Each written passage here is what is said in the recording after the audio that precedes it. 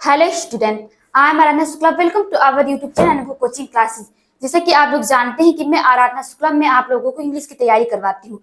तो आज मैं लेकर आई हूँ इंग्लिश का जो फर्स्ट चैप्टर हमारा था। मैंने ऑलरेडी आप लोगों को उसकी जो समरी है ए लेटर टू गॉड की समरी पढ़ा दिया। तो आप लोगों को ए लेटर टू गॉड की जो स्टोरी है वो समझ में आ ही गया होगा।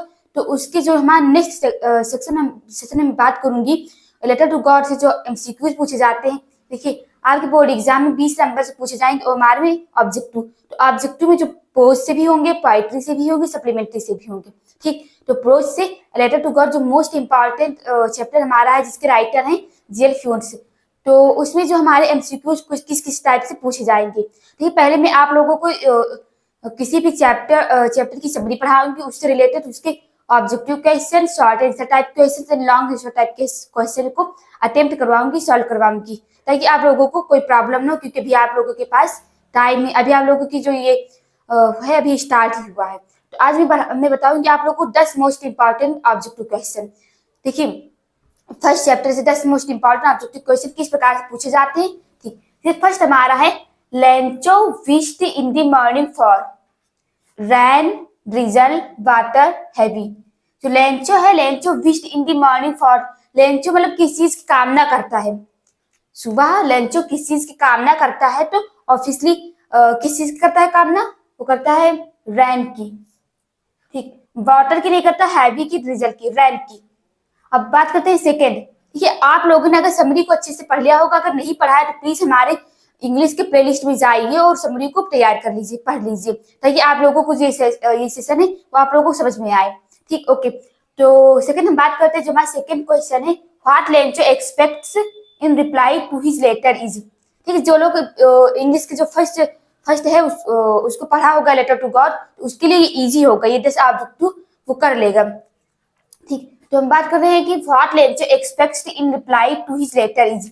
तो लेंचो मतलब किसी चीज की एक्सपेक्ट करता है, मतलब जो लेटर में मांग करता है, मतलब किसी की मतलब इच्छा रखता है, एक्सपेक्ट करता है लेंचो लेटर से, लेटर के माध्यम से। तो किस चीज करता है, आप ऑप्शन देख लीजिए। 100 एम्स, 100 पेसोज, 75 पेसोज, 100 पैसे। देखिए, एम्स वहां की करेंसी नहीं है, तो ये हमारा रॉन्ग हो जाएगा। ठीक, बात करते हैं यहाँ पर पैसे, पैसे भी वो करेंसी नहीं है, ये भी रॉन्ग हो जाएगा। पेसोज वहां की करेंसी, जहां पर लेंचो रहते हैं, मतलब वहां की करेंसी है पेसोज, तो यहाँ पर हो जाएगा 100 पेसोज, 75 पेसोज। तो 75 पेसोज की मांग नहीं करता, एक्सपेक्ट नहीं करता है, लेकिन 100 पेसोज की मांग करता है, तो इसका ऑप्शन हो जाए करेक्ट बी। फिर थर्ड हम बात करते हैं, what the postmaster needed to help Lencho was. मतलब कि जो पोस्ट मास्टर होता है वो लेंचो की मदद करने के लिए किस चीज की आवश्यकता पड़ती है। ठीक, लेंचो की सहायता करना चाहता है तो किस चीज की आवश्यकता पड़ती है, इसका मतलब क्वेश्चन का यही पूछ रहा है हमारा। तो आप जो ऑप्शन देख रहे हैं, people's cooperation, people's goodwill, his employees help, money. देखिए, ना तो उनको पीपल्स कोऑपरेशन की आवश्यकता पड़ती है, ना पीपल्स गुडविल की, हिज एम्प्लॉयज हेल्प, ये भी उनकी आवश्यकता नहीं पड़ती है, एम्प्लॉयज की मदद नहीं चाहिए, उसे क्या चाहिए, मनी चाहिए। तो हमारा ऑप्शन डी करेक्ट हो जाएगा, मनी। फिर फोर्थ हम बात कर रहे हैं, the word crooks means.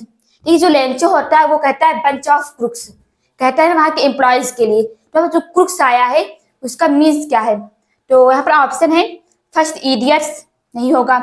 Second हमारा स्टूपिड पर्सन, ये भी नहीं होगा। सी नंबर हमारा है होपलेस पर्सन, ये भी नहीं होगा। फिर हम बात करें दी डिसऑनेस्ट पर्सन, ये करेक्ट हो जाएगा, ऑप्शन नंबर डी हमारा करेक्ट हो जाएगा। वहां के जो मतलब एम्प्लॉयज थे उससे उन्होंने क्या कहा था, बंच ऑफ बुक्स, ये बेईमानों का झुंड, ये डिसऑनेस्ट, तो यहाँ हो जाएगा हमारा ऑप्शन डी डिसऑनेस्ट पर्सन। फिर बात करते हैं fifth, what satisfied Lencho finally was. Finally Lencho किस चीज से सेटिस्फाइड हो गया था, तो हमारा है ऑप्शन में डिफाइलिंग रैन, रेन कपल्ड विद हेल्स, ये होगा नहीं। हेल स्टॉर्म, जो हेल स्टॉर्म से आया था तो वो दुखी हो गया था, ठीक, सेटिस्फाइड नहीं हुआ था। हैवी डाउनपोर, ये भी सेटिस्फाइड नहीं हुआ था। डिफाइलिंग रैन, उनकी जो क्रॉप्स की फसल थी वो मतलब कि सूख रहा था, तो उन्हें रैन की आवश्यकता थी। तो जब बारिश होने लगी थी, जब फाइलिंग रैन, जब बारिश होने लगी थी तो लेंचो सेटिस्फाइड हो गया था, खुश हो गया था। ओके, फिर बात करते हैं सिक्स्थ हमारा जो है question, Lencho wrote another letter to God because. Lencho जो है उन्होंने वो दूसरा लेटर क्यों लिखता है गॉड को, क्योंकि उन्होंने फर्स्ट लेटर लिख लिया था, तो उसके बाद उसको ऐसा क्या हुआ कि उसको दूसरा लेटर लिखने की जरूरत पड़ गई। तो ऑप्शन हमारा है कि God sent him little money, कि ईश्वर ने उसे थोड़े पैसे दिए थे। God did not send him much money, ईश्वर ने उन्हें अधिक पैसे नहीं दिए थे। He wanted all the money at once, मतलब वो जो था वो सभी जो पैसे थे वो मतलब चाहता था। अब he did not get the full money that he had requested, option number D सही हो जाएगा। He did not get the full money that he had requested, मतलब कि वो जितना मतलब पैसा मांगे थे 100 पेसोज, तो उसे 100 पेसोज नहीं मिला था, उसे 70 पेसोज मिला था। तो उन्होंने जितनी की कामना की थी उतने उनके पेसोज नहीं मिले थे, इसी कारण से उन्होंने सेकेंड लेटर लिखा था, किसको, गॉड को। बात करते हैं 7th नंबर क्वेश्चन हमारा है, the air became fresh and sweet by, जो हमारा एयर है वो किसके माध्यम से स्वीट एंड मतलब फ्रेश हो गया था। तो बात करते हैं, फर्स्ट हमारा ऑप्शन है ए है mountains of clouds, rains, the possibility of clouds from the north east, rain and clouds. देखिए फर्स्ट टाइम माउंटेन्स से होगा नहीं, क्योंकि माउंटेन्स से इसका कोई रीजन है ही नहीं, करेक्शन। तो बात करते हैं रेन्स, रेन्स से देखिए फ्रेश एंड स्वीट जो हवा थी, एयर थी, वो नहीं आया था, किससे, रेन्स से। तो हमारा जो ऑप्शन नंबर सी सही हो जाएगा, the possibility of clouds from the north east. जब वो नॉर्थ ईस्ट की तरफ लेंचो खड़ा हुआ था तो उसे मतलब संभावना थी, पॉसिबिलिटी थी कि शायद इसी दिशा से नॉर्थ ईस्ट से जो है बारिश होने लगेगी, ठीक। तो यही कारण है कि एयर फ्रेश एंड स्वीट। बात करते हैं हमारा जो 8 नंबर क्वेश्चन है, Lencho went out in the rain to, Lencho went out in the rain to, Lencho मतलब कि आउट हुआ, मतलब कि जो बारिश होने लगी थी, तो लेंचो मतलब क्या करता है, मतलब जो बारिश को देखता है तो क्या करता है लेंचो। तो बात करते हैं फर्स्ट ऑप्शन एंजॉय हिमसेल्फ, वो स्वयं से एंजॉय करने लगता है, ये रॉन्ग हो जाएगा। फिर सेकंड हमारा ऑप्शन है B, feel the rain drops on his body, ये करेक्ट हो जाएगा, वो रेन ड्रॉप्स को फील करता है, महसूस करता है। और देख लीजिए और ऑप्शन एक्सपीरियंस द रेन, ये होगा नहीं। वेलकम रेन, ये भी नहीं होगा। तो ऑप्शन इसमें बी करेक्ट हो जाएगा हमारा, कि feel the rain drops on his body. फिर 9th क्वेश्चन हमारा है, the word draped means, draped जो है इसका मीन्स क्या होता है, इसका मतलब क्या होता है, ठीक है। आपसे मीनिंग पूछ लेंगे, पैसेज देंगे, उसी से मीनिंग पूछ लेंगे, ठीक। आपको साइनिंग सेंटेंस आना चाहिए। फिर कवर्ड विद होगा नहीं, केवल कवर्ड होता तो हो सकता था, लेकिन विद है, प्रीपोजिशन है, तो इसका मतलब प्रीपोजिशन लगता है तो इसका अर्थ जो होता है वो चेंज हो जाता है।